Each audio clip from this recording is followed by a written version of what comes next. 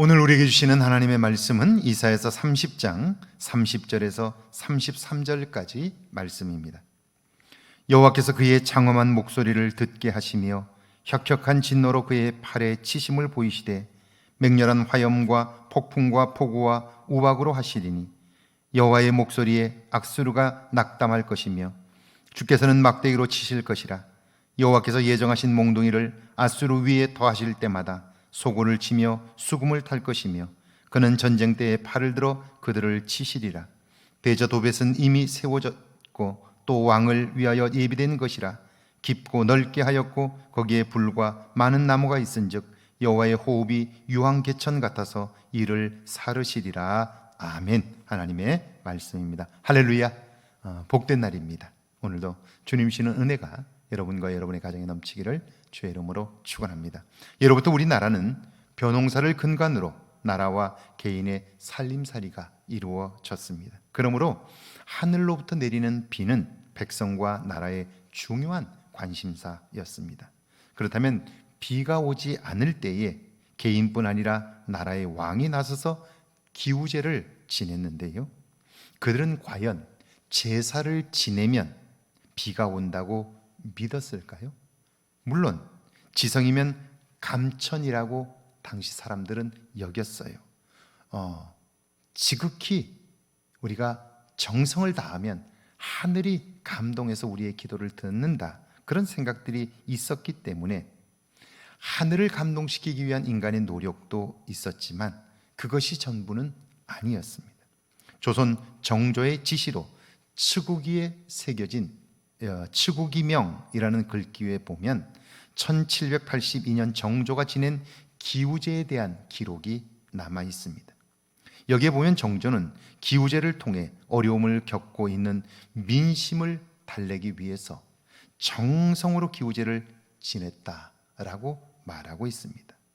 그러니까 기우제를 지낸다고 해서 반드시 비가 온다고 믿었다기보다는 왕이 직접 기우제를 주관하고 머리를 조아리며 하늘의 도움을 구했던 그것은 하늘의 도움을 구하는 마음도 있었겠지만 비가 오지 않아 가뭄 때문에 고통을 받는 그 백성들의 아픔이 내 책임이라고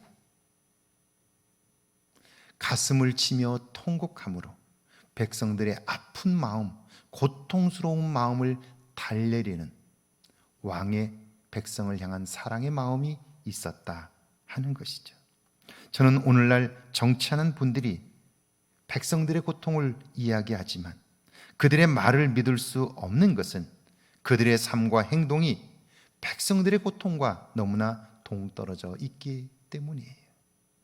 수많은 사람들이 이 땅의 역사를 위하여 목이 터져라 외쳤고 수없이 많은 고통을 통하여 오늘까지 왔어요.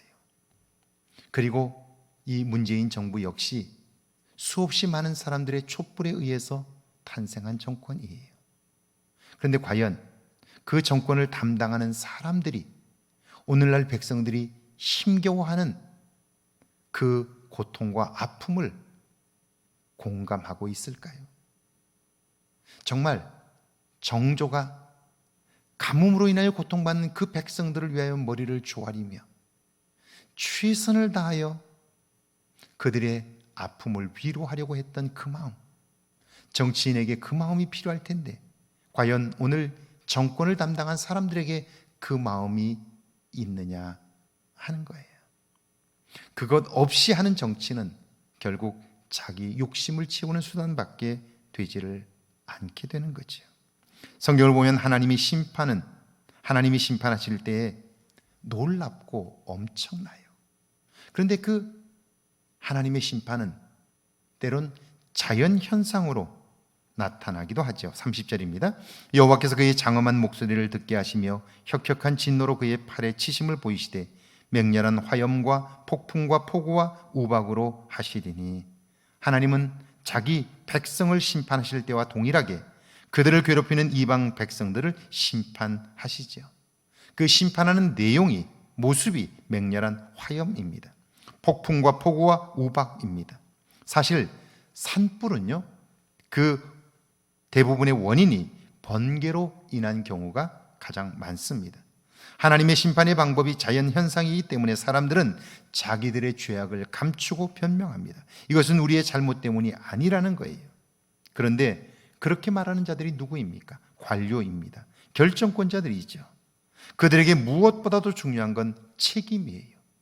오늘 나라가 이렇게 된 것은 내 책임이라고 그렇게 말할 수 있을 때 결국 그 책임감이 백성들의 아픔과 공감할 수 있게 되는 건데요, 그 자리에 앉아서 책임감을 느끼질 않아요. 문제가 터지면 내 잘못입니다 라고 말하는 사람을 거의 본 적이 없어요.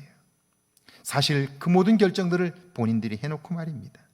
책임감 없이 어떻게 나라를 이끌고 백성들을 위할 수 있습니까? 31절과 32절입니다. 여호와의 목소리에 아수르가 낙담할 것이며 주께서는 막대기로 치실 것이라.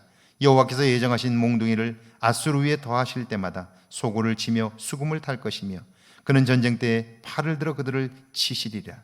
분명한 것은 죄를 지은 사람은 자기가 압니다. 이런 일이 있을 때 양심이 그를 정죄하고 두려움에 떨게 합니다. 아수르는 당시 세계를 호령하던 제국이었습니다. 그들이 한순간에 꺾인다는 것을 누구도 상상하지 못했습니다. 그러나 그들로 인하여 고통받던 백성들은 박수를 치며 환호하지요. 그러니까 우리가 생각할 때 그들은 결코 한순간에 꺾이지 않을 거다라고 생각하지만 하나님이 하시면 한순간에 그 제국이 무너지는 거예요. 그걸 보면서 깨어있던 백성들은 박수를 치며 하나님이 하신 일들을 하나님이 하셨다고 찬송하게 되는 거죠. 33절입니다. 대저도벳은 이미 세워졌고 또 왕을 위하여 예비된 것이라. 깊고 넓게 하였고 거기에 불과 많은 나무가 있은즉 여호와의 호흡이 유황 개천 같아서 이를 사르리라. 놀라운 것은 하나님께서 산불로 아수르의 황제를 태우기 위한 준비를 마쳤고 그곳을 불사르실 것입니다. 누구도 상상할 수 없는 일들, 그 일들을 하나님이 하시게 되는데요, 하나님이 하신 일은 그래서 너무너무 놀랍고 우리가 감히 상상할 수 없는 거예요. 그러니까 믿음이 없는 사람은 위기를 만나면 자기의 지식이나 판단으로 그 상황을 이해하려고 해요. 그런데 아무리 생각해도 해결 방법이 없으니까 좌절하는 거죠. 그런데 그때에도 믿음의 사람은요, 나는 할 수 없으나 하나님은 내가 알지 못하는 방법으로 새 일을 이루실 거라고 믿으니까 믿는 그들을 통해서 하나님은 새 역사를 이루어 가시는 거죠. 여러분, 우리가 행하는 작은 일, 평범한 일이 하나님의 사건이 될 수 있다는 사실을 기억하면 좋겠어요. 여러분, 모세가 하나님의 부름을 받았을 때에도 그저 그는 장인의 양을 치던 사람이었어요. 그러다가 신비한 광경 하나를 보게 되었죠. 떨기나무에 불이 붙었는데 불이 꺼지질 않아요. 떨기나무는 훅 하고 타고 말아요. 그런데 그 장면을 보고 그가 돌아섰다면 하나님의 음성을 들을 수 없었을 거예요. 그런데 그 광경을 보려고 가다가 하나님의 음성을 들어요. 자주장사 루디아는요, 개천에서 빨래를 하다가 사도 바울이 여기 어디 기도처가 있느냐는 소리를 들었어요. 기도하는 사람이었기에 기도라는 말이 크게 들렸고요, 그들을 자기 집에 모셔 대접함으로 그곳이 유럽 최초의 교회가 되었어요. 지극히 일상적인 일 속에서 하나님이 하시는 일에 응답한 사람들이 성경에 기록된 인물이 되었다는 거죠. 오늘도 여러분은 평범한 일들을 할 거예요. 어저께 했던 일들을 반복할 수도 있어요. 그러나 그 속에 하나님이 하실 일들을 관심하며 보게 될 때 그 평범한 일이 하나님의 사건이 될 수 있다는 사실을 기억하며 오늘 하루 거룩한 복된 날을 살기를 주의 이름으로 축원합니다. 함께 기도합니다. 매일 양심의 소리를 들으며 살 수 있게 해달라고요, 하나님을 두려워하는 마음이 있게 해달라고요, 함께 기도합니다. 하나님 감사합니다. 매일매일 내 안에 양심의 소리를 들으며 살게 하옵소서. 하나님을 두려워하는 마음이 내 안에 있게 하셔서 하나님을 기쁘시게 하며 하나님의 눈을 의식하며 사는 복된 하루가 되게 하옵소서. 오늘의 일상이 하나님의 사건이 되도록 우리를 축복해 주옵소서.